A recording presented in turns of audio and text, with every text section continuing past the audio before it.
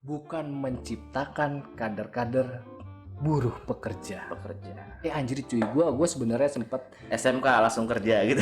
iya itu gue sebenarnya tagline-nya gila. Itu gue kesel banget sebenarnya sama Menteri Pendidikan Yang mana? mengatakan Tujuan sekolah adalah untuk mencerdaskan anak bangsa.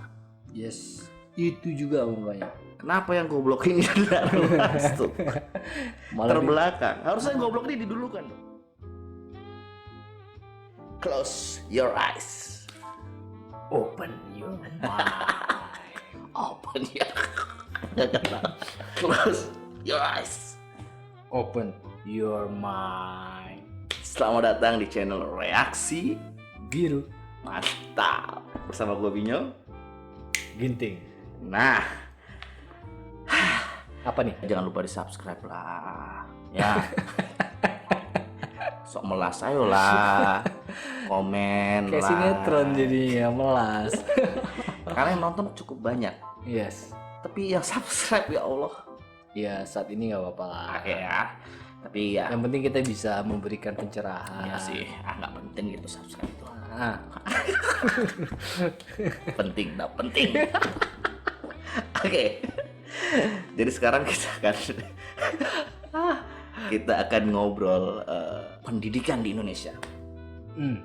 Ya, jadi pendidikan di Indonesia itu seperti apa sih? Apakah sudah merata gitu kan? yes. Kenapa bisa mahal gitu kan? Itu penting tuh. Kenapa akreditasi kita bisa berbeda-beda? Itu nyebelin. Serius? Kenapa swasta dan negeri juga berbeda juga pada akhirnya? Ya kan, dari Yes. segi macam-macam lah, ya kan? Heeh. Habis itu kenapa harus ada standar internasional, standar nasional? Iya. Ya kan? Penyakit Padahal tuh. kita Ngomonginnya Indonesia kan. Indonesia. Kita ngomongin Indonesia, setelah itu juga kita dari segi geografis dan penduduknya itu kan sangat luas dan banyak penduduknya. Iya. Tentu sekolahnya banyak tuh. Betul. Kalau standar internasional yang hanya di kota doang kan dah. Iya Dan tentunya itu Iya. bentuk diskriminasi kalau menurut gua. Asik ya kan? Yang tidak mampu nggak akan Betul. bisa nggak akan bisa cuy. masuk sekolah internasional. Gua terlalu ini ya, Enggak terlalu sih. bacot ya. Enggak itu udah benar. Tapi memang itu yang membedakan nantinya antara orang kaya dengan orang miskin cuy. Oke. Gitu. Yang kaya Sadis semakin kaya, yang miskin semakin miskin. Yes. Oke lah, kita harus akui kalau standar internasional itu jauh lebih bagus Ya. dari mungkin dari kurikulum lokal. Tapi kalau dia sudah masuk di dunia universitas, oke lah. Oke. Kita ngomonginnya udah taraf internasional. Gitu. SMA mungkin sudah bisa lah, karena Nggak sudah ada. beranjak dewasa. Kalau menurut gue sih nggak sih. Oke, gitu ya. Kalau universitas lah baru. Oh, Karena universitas itu itu udah kan totalitas lu totalitas dewasa. bebas. Kan? Pola berpikir lu tuh Berpikirnya udah bebas, ya kan. Nah, kalau SMA kan kita masih memang dalam Betul, lu dalam pengawasan orang tua, pendidikan, masih dari guru. diarahkan lu mau kemana. Nah, gitu kan. Ketika lu sudah kuliah kan, oke lah lu itu bebas pilihan berpikir lu lah. Lu mau kemana, mau ngapain ya terserah lu deh gitu kan. Tapi yang perlu dicatat juga, kuliah juga kampus ada akreditasinya juga kan, Dah. Gara-gara akreditasi gua nggak bisa ngelamar PNS cuy. Dulu masih C kampus gua. Hubungannya apa ya? Bingung saya. Tahu? Apakah gua goblok dan pinternya itu gara-gara atau gara-gara akreditasi kampus gua kuliah? Ketika ada ketidaksetaraan antara kampus kecil, kampus swasta kecil, udah kecil nggak ada mahasiswanya, jarang mahasiswanya, akreditasinya ya dia nggak bisa dapat ya karena memang untuk masuk ke situ aja mahasiswa udah jarang gitu kan. Kenapa? Karena memang popularitasnya kan tidak seperti kampus besar. Orang berlomba-lomba masuk ke sana. Kenapa? Karena dianggap itu udah lebih wah gitu. Karena gini, kenapa gue ngomongin yang swasta? Karena kapasitas negeri itu nggak banyak, dibatasin sih. Iya kan? Diakuin dong. Dulu zamannya gue apa? UMPTN, ujian masuk perguruan tinggi negeri. Sekarang apa namanya ya? Nggak ngerti gua. SPMBN apa? SPMBA nggak tahu, sorry. Nanti yang tahu tolong di komen ya. Gitu. Itu beda, kapasitasnya berbeda. Orang rebutan ke sana kan. Sedangkan sekarang itu orang yang mau kuliah tuh banyak banget cuy. Ya, tapi kan begini kan, satu lagi rebutan ke sana, tapi yang ini ya dari jenjang SMP, SD, SMP, SMA ya sampai kuliah. Berebutan ke sana tapi yang diterima yang pintar. Yang nilai rata-rata ke atas. Mau nggak mau karena itu kan uji kompetensi terjadi di depan. Tapi permasalahannya adalah sekolah kan untuk memintarkan. Tujuan sekolah adalah untuk mencerdaskan anak bangsa. Yes, itu juga makanya. Kenapa yang goblok ini tuh terbelakang? Harusnya goblok ini didulukan dong. Iya. Bukan terus dibimbing lah, bukan kasar ya, bukan kasar ya, bukan kasar tapi gitu. Dibimbing cuy. Ya. Nggak, artinya kayak gini. Gua gitu kan goblok tuh dulu. Artinya apa ya? Kita masuk sekolah negeri harus dengan standar NEM. Kalau gua NEM dulu, standar NEM bagaimana sama kan gitu kan. Sementara di bawah NEM tuh nggak bisa masuk. Betul. Artinya kan gila itu maksud gua. Artinya kan itu untuk mencerdaskan bangsa. Berarti teman-teman yang belum cerdas harus dicerdaskan dong. Karena sebenarnya kalau menurut gua juga begini, pendidikan itu tidak merata juga kan. Dari tidak merata dan juga tidak tepat sasaran. Yes. Gini artinya tidak tepat sasaran itu artinya teman-teman di daerah yang mohon maaf tidak seperti Jakarta gitu kan, atau tidak di kota-kota besar dipaksa untuk mengikuti kurikulum yang kalau menurut gua kota besar bisa menjalankan itu. Ini mungkin pada akhirnya juga kelasnya jadi bukan universitas ya. Jadi mungkin SD, SMP, SMA ya. Kayak begitu kan.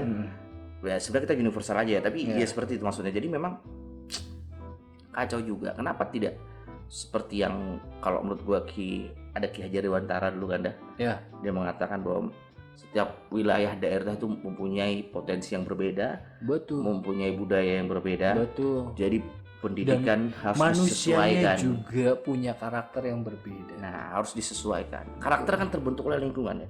Ya. Ketika lingkungan pantai atau laut, beda karakter dengan lingkungan sawah atau lingkungan darat gitu kan. Jadi lu nggak bisa paksakan orang di pantai itu untuk bertani cuy. Iya. Jadi ngapain lu suruh dia bertani kan? Karakternya juga pasti berbeda. Karakternya juga pasti berbeda kan. Kenapa tidak dibangun di situ ilmu perikanan? Lebih dikuatkan di situnya. Manajemen perikanan, manajemen bisnis pelayaran ya kan keren gitu. Apa masalah mangrove, bakau apa semua bakau. Kalau sekarang kan kurikulum untuk kurikulum selain gitu kan rata, rata kan dah. Selain mereka sesuai dengan kebiasaan mereka sehari-hari, pas di sekolah dikembangkan lah kan. Jadi sudah terbiasa. Ketika sudah terbiasa dan setiap hari ada pengembangan ilmu pengetahuan, mereka kan lebih tertarik. Gua rasa gitu. Misalkan contoh ya, gue tinggal misalkan anggaplah gue dulu dari Sumatera kan ya. Gue orang Sumatera, gue dari Sumatera, terus daerah gue itu dulu kalau nggak salah inget tuh berkebun gitu, berkebun buah. Seharusnya kan banyak potensi-potensi yang diajarkan tuh lebih ke arah sana kan. Gitu. Jadi bagaimana siswa-siswa itu diajarkan, oke lah ini cara menanam buah yang baik bagaimana, mengenal jenis buah itu bagaimana. Jadi jangan lu paksakan nanti gue udah dari kampung, lu paksakan gue untuk belajar bahasa Inggris gitu kan. Penting ada waktunya gitu. Tapi ketika gue masih SD, gue rasa yang perlu dibangun itu adalah sifat moral gue, ya kan. Kemudian ya tentang budaya yang ada di sekitar kita, lingkungan, supaya kita bangga. Jadi nggak bisa juga kita paksakan kurikulumnya dari Jakarta sampai dengan sampai Papua sana, ujung Sumatera dari Sabang sampai Merauke. Nggak tahu itu menurut gua ya. Dan iya, ya sama sih menurut gua juga gitu kan. Artinya memang apa ya, enaknya sebenarnya sesuai dengan karakter budaya dan lingkungan masing-masing itu enak banget. Artinya dan pada akhirnya ke depan oke lah pada saat kuliah, pada akhirnya ketika kuliah nanti bebas lah mereka mau jadi apa kan. Tapi ketika sudah tertanam itu sejak SD, SMP, SMA, gua rasa mereka akan gua lebih kesini nih, lebih enak nih gitu kan. Walaupun ada 1, 2 atau 3 orang mungkin jadi berbeda gitu kan. Tapi ada gitu loh, ada bibit yang bukan bibit, ada manusia, ada orang yang nantinya akan mewarisi, bahkan mengembangkan peradaban baru, mengembangkan budaya baru, teknologi baru terhadap daerah mereka, potensi daerah mereka, potensi sumber daya alamnya, potensi wisatanya, gitu. Potensi manusianya. Dan pemerintah harus bagaimana menyediakan fasilitas pendidikan sesuai dengan budaya dan lingkungan masing-masing. Pemerintah pusat sama pemerintah daerah itu harus satu visi untuk masalah pendidikan. Lu ngomonginnya sekarang katanya mau ngebangun Indonesia dari timur Papua ya kan. Tapi lu tiba-tiba ini istilahnya aja ya. Tiba-tiba lu datang lu kasih bak nggak sanggup cuy gitu kan. Kenapa nggak dipilah gitu kan? Bukan nggak sanggup Anda. Adaptasinya untuk beradaptasi sulit banget. Lama gitu loh. Dan kalau dipaksakan ya orang akan jengah juga. Jengah kan artinya ya mungkin gua biasa antara nyerah dengan tidak nyerah kan. Misalnya gue sebagai petani gue biasa bertani, gue bisa menanam apa, gue diajarin gini, oke lah itu masuk gitu kan. Misalnya pengetahuan umum atau apa, oke lah. Tapi paling tidak ada penekanan gitu. Dalam pendidikan apa mereka ini sesuai budaya itu sudah dicetuskan oleh Ki Hajar Dewantara. Jadi asumsinya gini, kalau kita berasumsi ketika dia lulus SMA dia tahu bagaimana mengembangkan daerah. Iya. Dan dia tahu nanti apa yang dipilih ke depan. Betul, gitu kan. Pas saat kuliah nanti. Betul, ketika dia pergi dari daerahnya kuliah misalkan, dia kembali lagi, dia benar-benar bisa mengembangkan daerahnya. Contoh konkret misalkan Papua yang kaya dengan sumber daya alamnya, baik dari tumbuhan sampai dengan tambang. Pertambangan emas cuy. Ya kan, yaudah gitu, fokuskan ke hal-hal yang kesana misalkan gitu kan. Karena tugas pemerintah sebenarnya kalau buat gua itu menciptakan kader-kader penerus bangsa. Iya kan, penerus bangsa untuk bangsa ini menjadi lebih maju, bukan menciptakan kader-kader buruh pekerja. Anjir cuy, gue sebenarnya sempat SMK langsung kerja gitu. Iya, itu gue sebenarnya tagline-nya gila. Itu gue kesel banget sebenarnya sama Menteri Pendidikan yang mengatakan itu. Nggak tahu itu zamannya sebelum Nadiem Makarim sih ya. Cuman itu gue, anjir lu sekolah cuman buat kerja, buat jadi buruh cuy. Ya sampai kapanpun negara ini akan dijajah cuy. Benar. Jadi lu mengharapkan investor datang ke Indonesia, bikin pabrik gede, sawahnya dihancurin, ya kan? Terus kita jadi buruh cuy. Sama aja kayak kita dijajah dulu. Jajahnya udah parah sekarang. Tapi beda caranya gini, kita dijajah kan, kita dijajah kan? Jajahnya perang jadi pekerja, kan? Tapi jadi pekerja. Tapi kita dikerja paksa. Rodi. Mereka membuat pabrik, mereka membuat apa, kita kerja di situ. Betul. Sama aja seperti sekarang. Parah cuy.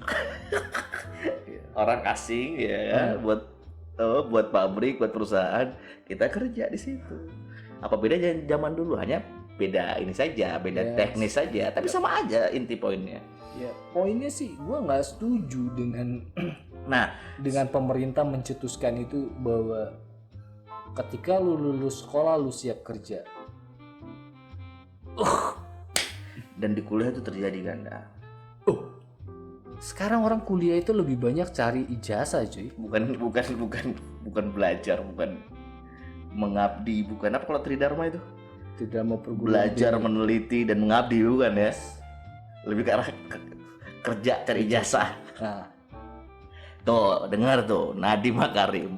Iya, Pak Jokowi juga dengerin. Pak Jokowi dengar ya. Ini penting buat penerus bangsa. Karena salah satu pembangunan itu penerus pembangunan generasi bangsa ke depannya melalui pendidikan. Betul. Dan budaya. Makanya pendidikan dan kebudayaan.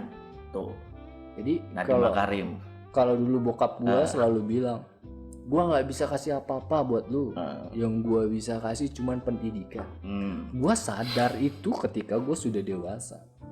Dan buat orang-orang yang pintar di sana, yang ada di pemerintahan, galak yang ada di pemerintahan, kan biasa orasi dulu kan, selalu aja dulu sih. Tapi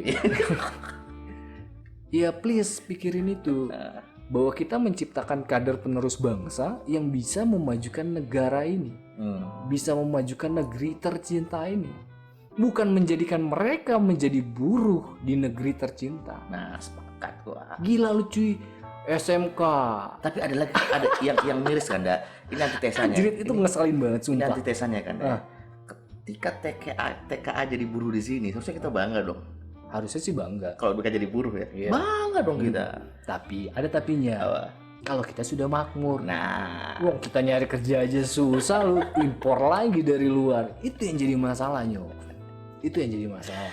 Enggak, kalau itu panjang nanti, Ganda. Karena gue sepakat yang ada TKA. Kalau gue ya, Nanti kita reaksi lagi yang baru, oke? Cuman memang kondisinya karena terpaksa itu. Terpaksa karena ada janji. Karena tadi sumber daya manusianya. Sumber daya kita yang kurang, belum terbentuk. Yes. Belum ahli. Akhirnya kita butuh orang luar. Gitu. Iya, padahal kalau kita sudah ahli, buruhnya yang suruh datang ke sini. Benar. Kitanya jadi bos, kita yang punya alamnya, kita yang punya sumber dayanya, kita punya teknologinya. Zamannya Bung Karno.